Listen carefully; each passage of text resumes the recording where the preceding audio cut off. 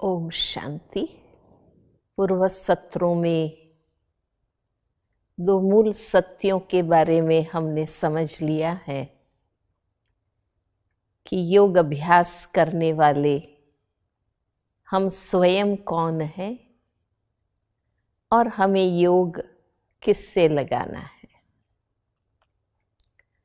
योग अभ्यास करने वाले हम स्वयं चैतन्य शक्ति आत्मा है और हमें योग लगाना है उस परम चैतन्य शक्ति परमात्मा से। तो देखिए, न हम भौतिक हैं न परमात्मा भौतिक है, न हम प्राकृतिक सत्ता है न परमात्मा कोई प्राकृतिक सत्ता है। तो स्पष्ट है कि आत्मा का परमात्मा से मिलन कोई भौतिक साधन या प्राकृतिक शक्ति के माध्यम से नहीं हो सकता है। व्यक्ति व्यक्ति से संपर्क भौतिक शक्ति के माध्यम से करते हैं। एक वक्ता और श्रोता के बीच संपर्क ध्वनि शक्ति और प्रकाश शक्ति के माध्यम से होता है। अगर यहाँ घना अंधेरा हो और मैं बोलूं ही नहीं या साउंड सिस्टम ना हो तो मेरे और श्रोताओं के बीच जो संपर्क स्थापित होना चाहिए वो नहीं हो सकता है। तो इसको हम कहेंगे contact through light and sound. हम टेलीफोन के माध्यम से भी एक दो से मिलते हैं, बातचीत करते हैं। वो इलेक्ट्रिसिटी मैग्नेटिक पावर से कांटेक्ट होता है। आजकल हम मोबाइल के द्वारा अनेकों के संपर्क में रहते हैं, मिलते हैं, बातचीत करते हैं।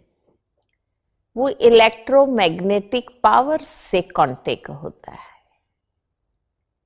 लेकिन आत्मा का परमात्मा से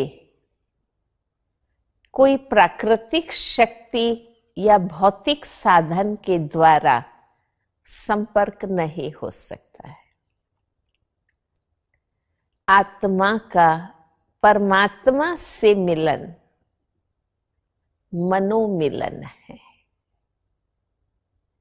हम मन और बुद्धि से मनन चिंतन करते हुए परमात्मा स्मृति में मग्न हो सकते हैं। स्मृति से अनुभूति कर सकते हैं। इसलिए परमात्मा से मिलन मनाने के लिए या उनके याद में एकाग्र होने के लिए न कोई शारीरिक क्रियाओं की आवश्यकता है, ना ही कोई औपचारिक क्रियाओं की आवश्यकता है। इसमें हमें मन और बुद्धि परमात्मा में लगाना है और उसकी बहुत सहज विधि सहज राजयोग में हम बताते हैं। परमात्मा से योग लगाने के लिए योग शब्द को सहज अर्थ में लेना है। योग का सिंपल अर्थ है याद करना, स्मृति में रहना, उनके अनुभूति में रहना। अब आप देखिए, हर मनुष्य आत्मा का ये स्वभाव है याद करना, चिंतन करना। हम चैतन्य हैं, कोई ना कोई चिंतन में, स्मृति में हम रहते हैं। कभी मित्रों की याद, कभी सुख के प्रसंग की याद, कभी प्राप्ति की याद, कभी दुख की याद, कभी सुख की याद। हमारा जीवन अनेक प्रकार की यादों से, और जैसी याद वैसे अनुभवों से भरा हुआ है। मित्र को याद करते हैं, खुशी होती है। कोई दुख देने वाले को याद करते हैं तो दुख की अनुभूति होती है। कुछ गंवा दिया, अफसोस की अनुभूति होती है।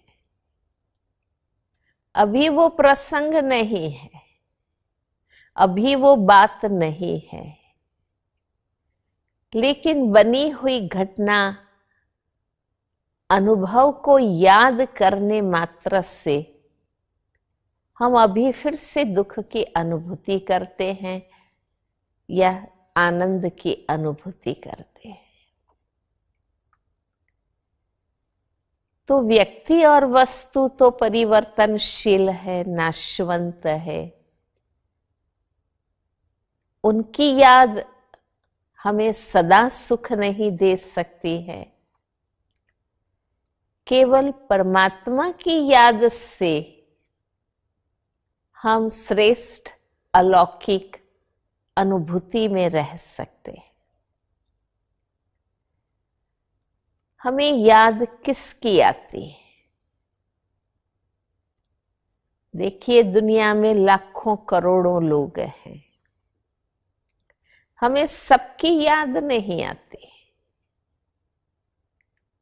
हमें कौन याद आते हैं? जिसको हम जानते हैं, पहचानते हैं। तो याद का प्रथम आधार परिचय है, ज्ञान है। परमात्मा की याद का भी प्रथम आधार सत्य ज्ञान है, सही परिचय है। अब तक वो मूल सत्य ज्ञान न होने के कारण मेहनत करने के बावजूद भी, अनेक साधनों और क्रियाकांडों के बावजूद भी योग नहीं लगा, क्योंकि जिससे योग लगाना है उसको नहीं जानते। जो योग लगा रहा है खुद को नहीं जानते। सौभाग्य से अब हमें सत्य परिचय मिला है। स्वयं परमात्मा अपना सत्य परिचय हमें दे रहे हैं। वही आपको पूर्व सत्रों में बताया है। अब उस परिचय से हम परमात्मा को याद करना चाहें, हम कर सकते हैं। जो थोड़ा ही सुख देते हैं, ज्यादा दुख ही देते रहते हैं, उन देह संबंधों को, प्रसंगों को हम याद करते रहते हैं। क्यों नहीं हम अपने आप को समझाएं, जो सदा सुख देने वाला, आत्माओं का अविनाशी साथी परमात्मा है, क्यों नहीं हम उसकी याद में रहे, जिसकी याद से निरंतर सदा काल की संपूर्ण मात्रा में प्राप्ति होती है।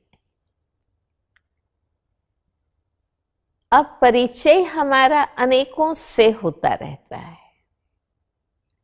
पर अगर उनसे फिर मिलना ना हो तो थोड़े समय के बाद हम भूल जाते हैं। इसलिए अगर हमारा उनसे संबंध बन जाए,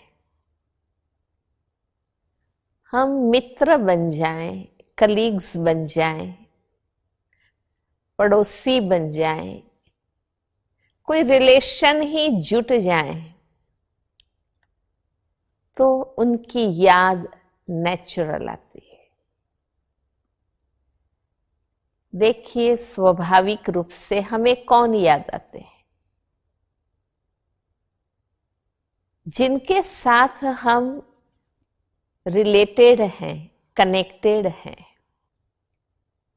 जिनके साथ हम रोज उठते हैं, बैठते हैं, खाते हैं, काम करते हैं, वो ही तो याद आते हैं। आप अपने आप को चेक करिए, हमें कौन याद आते हैं? जिससे हमारे रिश्ते हैं, नाते हैं, संबंध है, संपर्क है।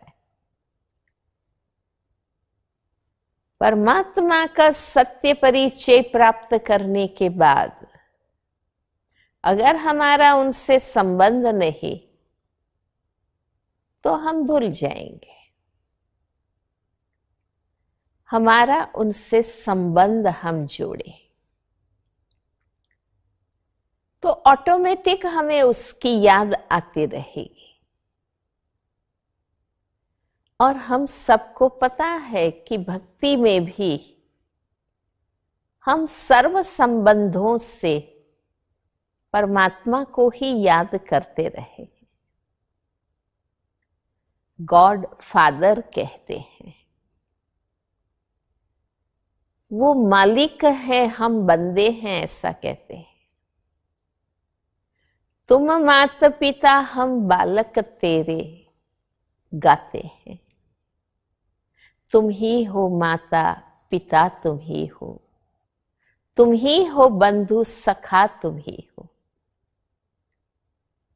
हम नित्य उच्चारण करते हैं परमात्मा के लिए, त्वमेव माताश्च पिता त्वमेव।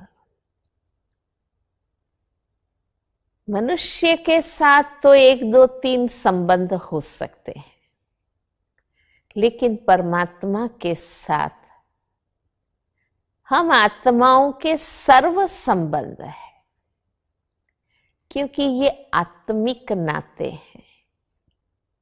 ये शारीरिक संबंधों की बात नहीं, ये प्यार के रिश्ते हैं। परमात्मा हमारा माता पिता, बंधु, गुरु, सखा, स्वामी, सर्वस्व है। जब जीवन के सर्व संबंध परमात्मा से जोड़ते हैं, वो ही हमारा सब कुछ है, तो हर बात में, हर परिस्थिति में, हर आवश्यकता में, हर समय ऑटोमेटिक हमें परमात्मा की ही याद आती रहेगी। कोई मेहनत की आवश्यकता नहीं, हमें कोई हठ दमन करने की जरूरत नहीं। रटना, जपना, गाना, कोई औपचारिकता की आवश्यकता नहीं। हमें उनसे संबंध जोड़ना है, उनको अपना बनाना है। गॉड फादर कहते हैं, पर गॉड इज माई फादर। वो मुझ आत्मा का पिता है, तो सहज ही उनकी याद हमें आती रहेगी। और उन संबंधों में भी जिस संबंध में अधिक प्यार होता है, वो तो हमें बहुत याद आते हैं। हमें याद करना नहीं पड़ता, वो हमें सिर्फ याद आते नहीं, पर उनकी याद हमें सताती है। तो सहज विधि यही है, परमात्मा का सत्य परिचय प्राप्त करने के बाद हम उनसे संबंध जोड़ें, जीवन जोड़ें,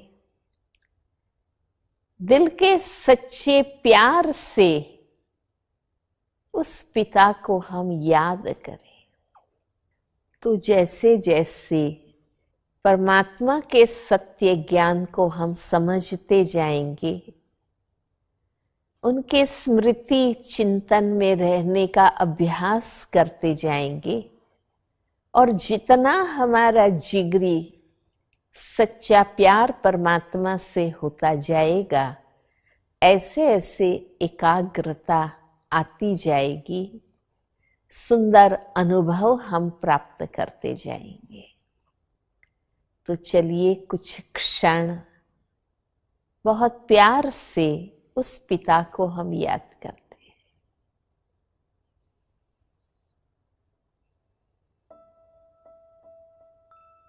मैं आत्मा इस सृष्टि कर्म क्षेत्र पर शरीर धारण कर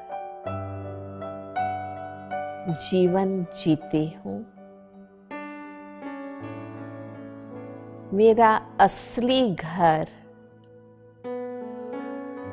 इस दुनिया से दूर परम धाम है, जहां पिता परमात्मा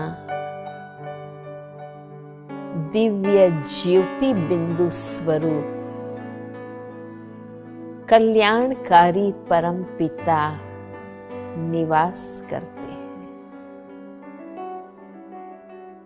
मैं मन की आंख से,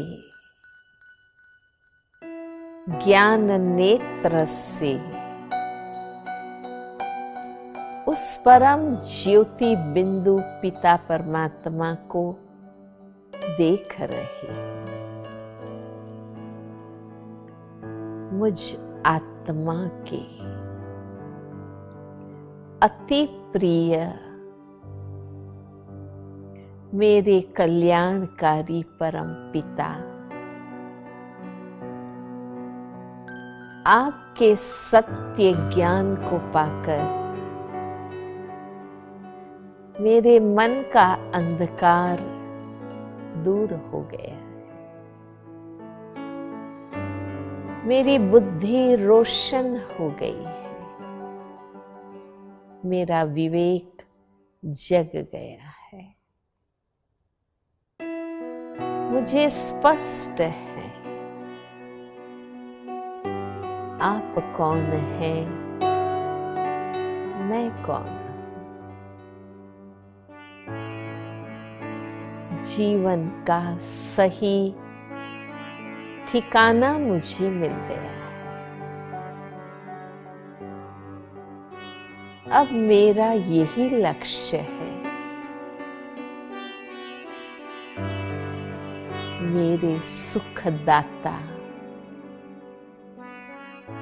सत्यम शिवम सुंदरम परमात्मा पिता आपके सत्य ज्ञान को मुझे जीवन में धारण करना है। आपके सर्व गुणों को, आपकी सर्व रूहानी शक्तियों को मुझे भी अपने जीवन में धारण करना है।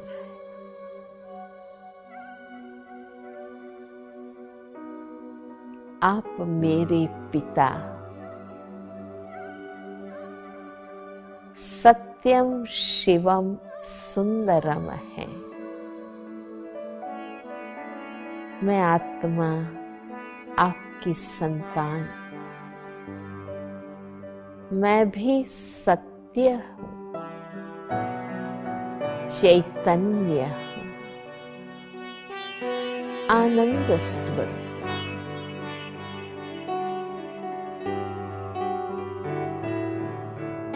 सुख के सागर, पिता की संतान, मैं आत्मा भी सुखदेव।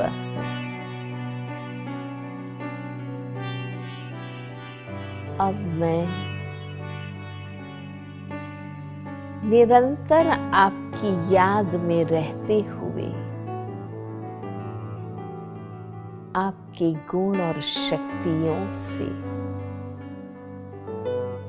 स्वयं को भरपूर करती रहूंगी। मन वचन कर्म से, विचार वाणी व्यवहार से, मन के सूक्ष्म भाव और भावनाओं से मैं शांति फैलाऊंगी। सबके साथ प्यार से चलूंगी, सबको सुख दूंगी, क्योंकि सुख सागर की संतान मैं आत्मा भी सुखदेव हूं।